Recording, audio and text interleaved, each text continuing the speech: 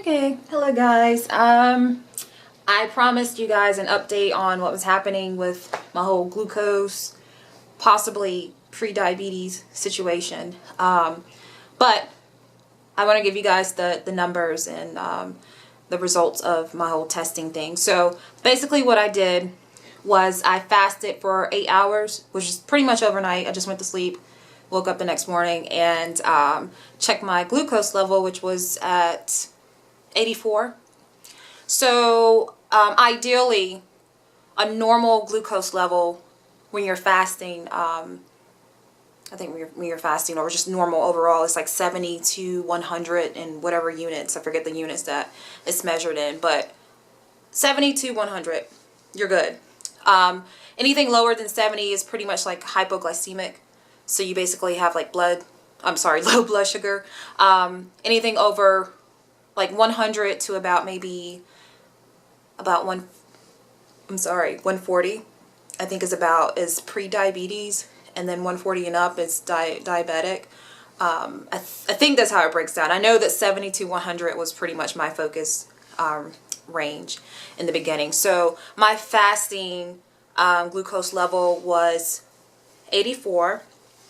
I ate something with about 70 grams of carbs, and I tested my glucose an hour after eating, and it went down to about 71. An hour after that I tested again and I was at 76. An hour after that I was at 74.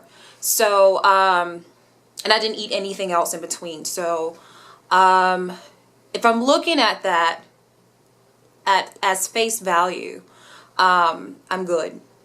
However, if I'm looking at that, if I'm considering a 10%, even 20% margin of error, which sometimes these tests, depending on the test that you get, it could be off by as much as like 50 points or 10, 20%. So if I'm looking at that, wow, I feel this camera's a little too close.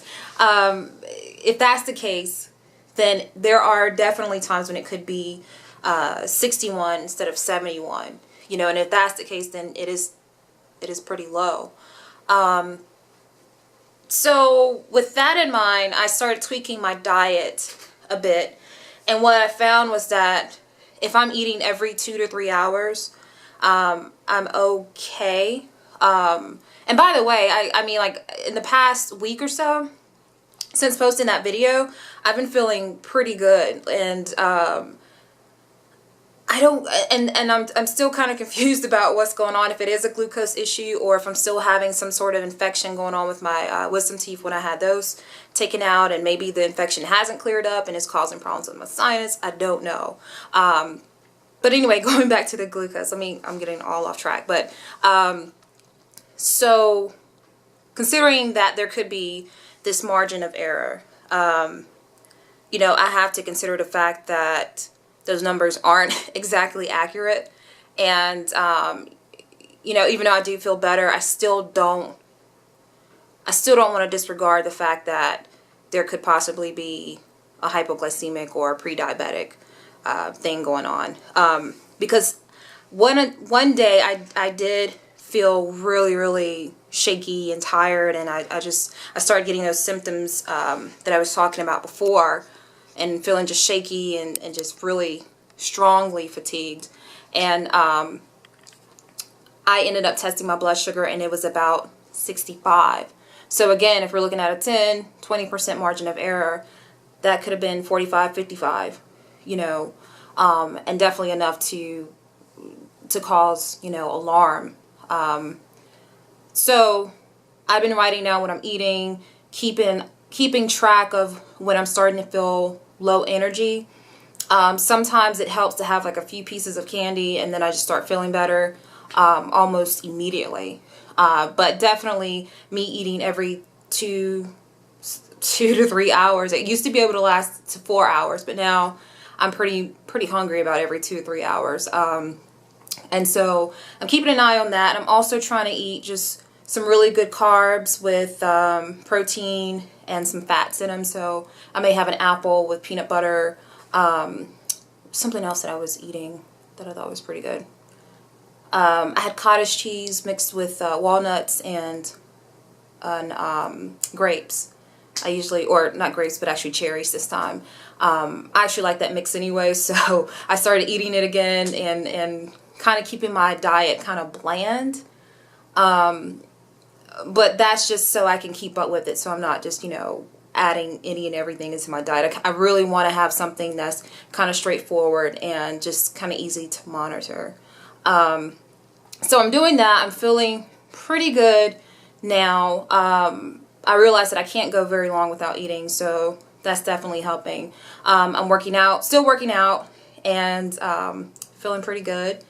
There was something else I was going to tell you guys. Completely forgot. Oh my god. I'm losing it. Oh, I know what I was going to say. I am going to the doctor. At first I was going to go to the emergency room, not the emergency room, but urgent care if I continued to have the symptoms that I was having, because I mean, it was torture going out, even just walking around in the grocery store was really difficult for me without feeling like, you know, I wanted to fall over.